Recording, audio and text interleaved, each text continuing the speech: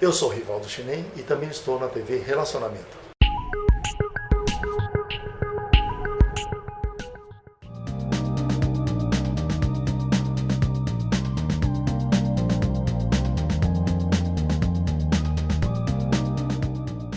Olá, internautas, iniciamos mais um programa Profissão Cantar e no quadro Você é Top, nós convidamos aí um grande profissional, um grande amigo, sou amigo da família dele também e tenho a honra de apresentar para vocês Leandro Gardini.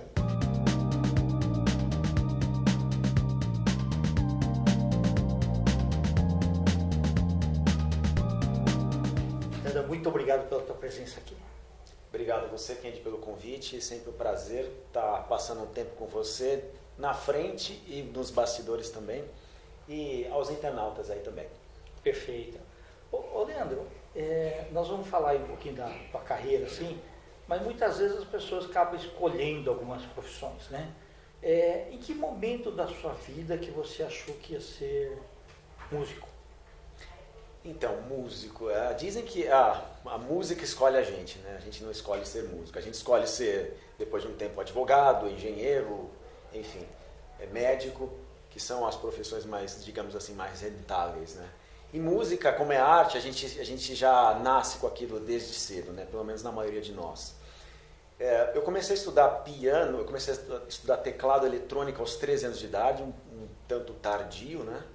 Mas eu lembro que mais ou menos em torno de 5, 6, 7 anos eu já tinha eu já sentia uma grande atração, principalmente pelo som sinfônico, né? Coisa que eu ainda não sabia distinguir como música erudita, música clássica. E eu sempre tive isso, de ficar ouvindo, de deixar na rádio, na estação onde tocava música sinfônica.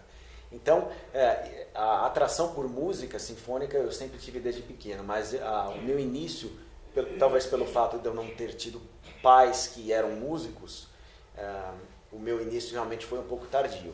Mas nada que me impediu de ter um bom desenvolvimento durante a minha adolescência. Legal. Talvez o que tenha te atraído é a harmonia da sonorização, essas coisas assim. E aí você começou a ver que tem um maestro, tem um monte de instrumentos e tudo mais. A cabeça começou a pensar assim que tem que ser algo grande, né? Mais expansivo. Foi mais ou menos isso? Olha, esse negócio de grande, eu sou um pouco megalômago. Eu sempre gosto da grandiosidade, eu sempre gostei daquele som grande, sinfônico, né? Não que eu goste só apenas disso, mas isso sempre muito me atraiu. E é um som tanto difícil para nós compositores, a gente adquirir habilidade disso. Isso leva anos, quando não décadas, para você ter o refinamento de poder fazer um som desse, né? Mas a minha atração por música foi desde o início e mais especificamente mesmo para música sinfônica. Hoje, alguns aí já sabem, eu sou compositor de trilha para cinema, mas o meu início mesmo foi aspirando ser um compositor de concerto, um compositor de música erudita. Perfeito. E por que o teclado primeiro e não assim, violão ou bateria, alguma coisa assim? Olha, a gente escolhe baseado naquilo que envolve o nosso mundo, que engloba o nosso nível de conhecimento, né? Eu não fui de uma família, como eu já disse, não fui de uma família de músicos, a gente não tinha quem tocasse violão ou quem tocasse qualquer outro tipo de instrumento, tampouco teclado. Mas minha mãe sempre foi muito apaixonada por piano. Entendi. E piano, assim, talvez naquela época fosse uma coisa ainda um pouco distante. Então eu pedi um teclado para o meu pai aos 13 anos e eu comecei a fazer aula. Depois de 8 meses eu estava passando do teclado eletrônico para o piano. Interessante. Muito bacana. E quando você começou a ver a figura de orquestra ou ainda do maestro, essas coisas assim? Olha, foi formado na sua cabeça? Eu lembro de um programa, estava comemorando, se não me engano, era os 150 anos da morte de Chopin. Esse programa passou na TV Cultura, eu não me lembro o nome do documentário, mas me marcou muito. Bacana. Desde então, Frédéric Chopin tem sido o meu compositor preferido, quem eu amo, assim, foi ele a música dele quem me introduziu para esse universo da música erudita. E eu lembro que nessa mesma época, na Globo, passava muito tarde da noite os concertos internacionais Ok. com o maestro Diogo Pacheco. que depois de muitos anos eu tive o prazer de entrevistá-lo. E tinha lá o Herbert von Karajan também, né? Que também, alguma das edições do Concertos Internacionais tinha o Herbert von Karajan também, lá regendo. E eu ficava até tarde da noite para poder gravar. Naquela época ainda era VHS, né? Perfeito. Tinha aquelas fitas, eu ainda ficava lá para poder gravar. E eu gravava tudo que eu via de comercial. Eu ficava acordado, se fosse tarde da noite, para poder gravar e depois ficar assistindo. Interessante. Era um fascínio que, eu não sei, foi inexplicável, porque o meu irmão, por exemplo, ele tem 2 anos a mais do que eu, e ele é do heavy metal. Pois é. Então, não houve assim uma associação direta, uma influência direta da família, né? Cada um seguiu por um lado, tal, e não sei te explicar exatamente de onde que vem essa atração pela música sinfônica, mas eu só sei que talvez eu já tenha nascido com isso. Bacana.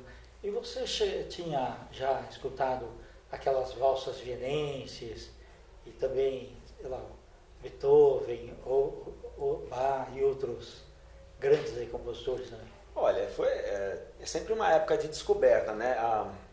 Tem aquela época que você nasce ouvindo, né, falar desses grandes compositores, né? Mozart, Beethoven, Bach, são os mais populares, mas você só ouve o nome, você não sabe se são pintores, escultores, compositores, né?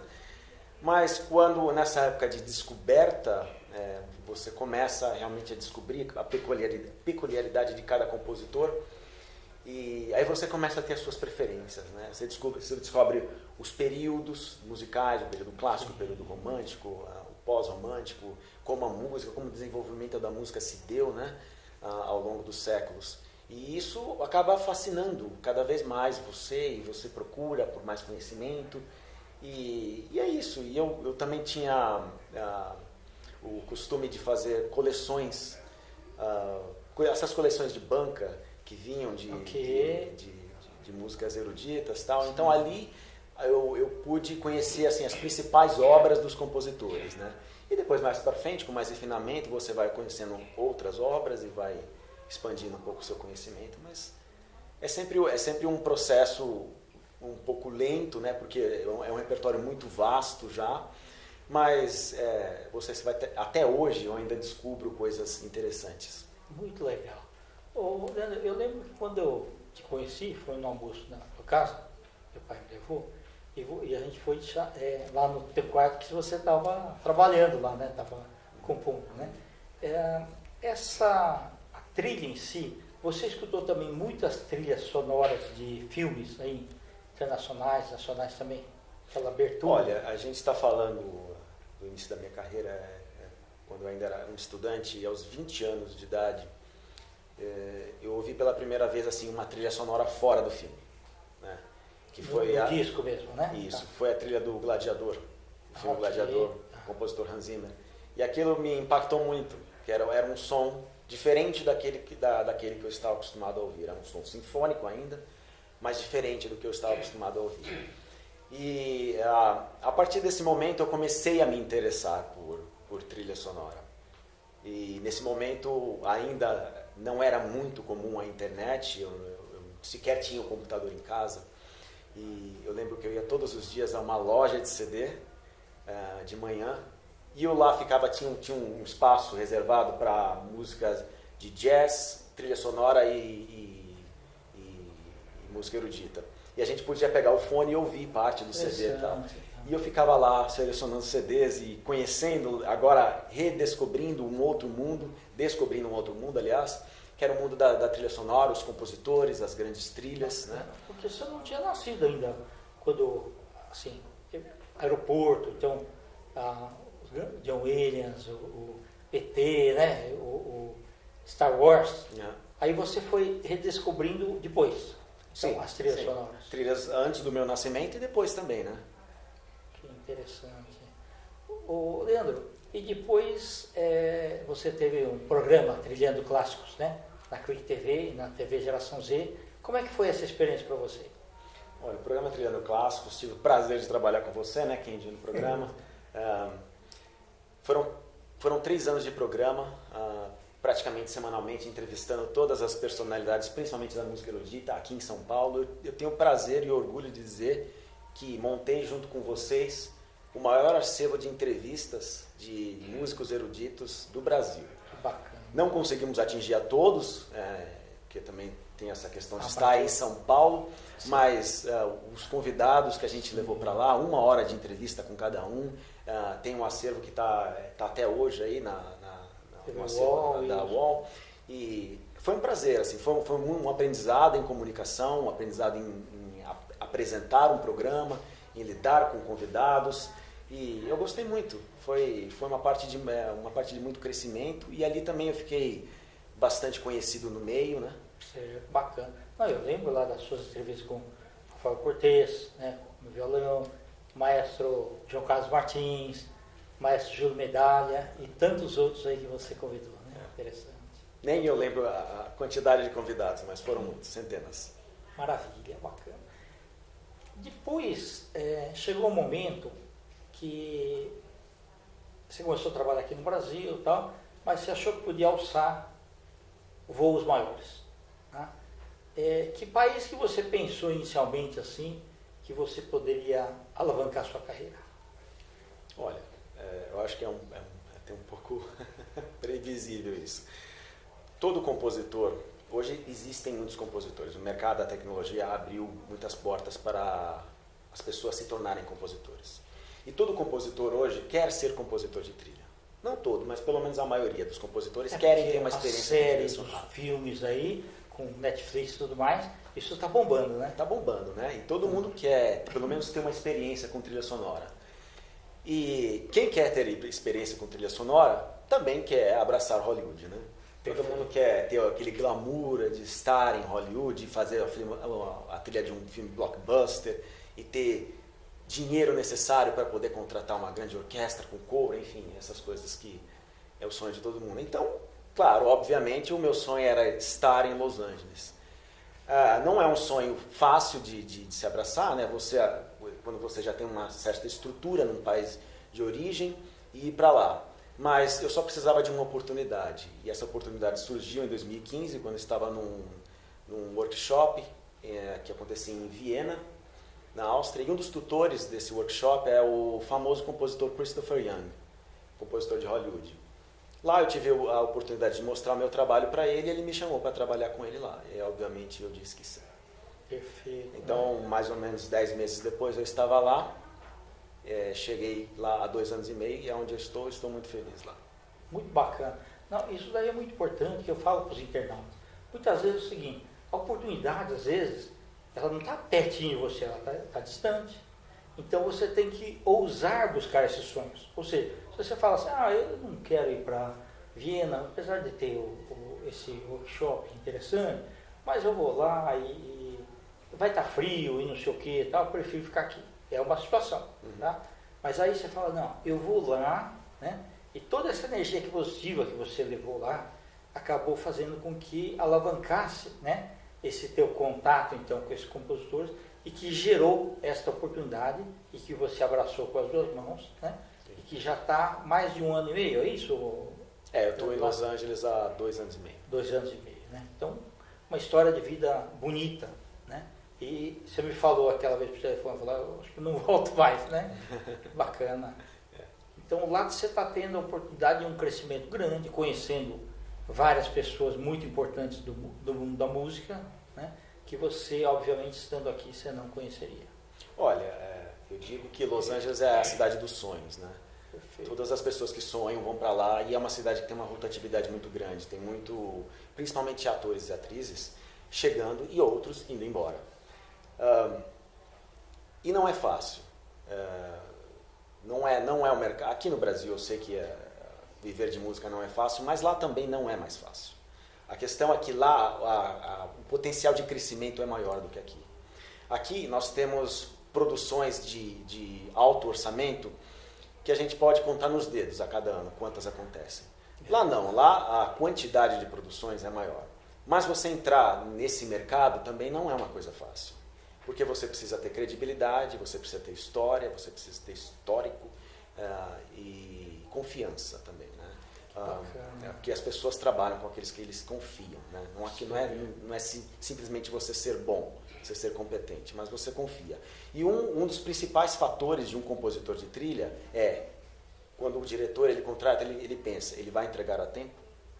Porque trilha sonora, ao contrário de música erudita, que te dão 6 meses, 1 ano, 5 anos para você compor uma obra, em trilha sonora você tem de 2 a 3 meses e você tem que entregar. Tem investidores por trás esperando, você tem datas para entregar. Né? Então, tudo isso é o pesadelo dos grandes compositores de trilha, porque você tem que entregar a tempo.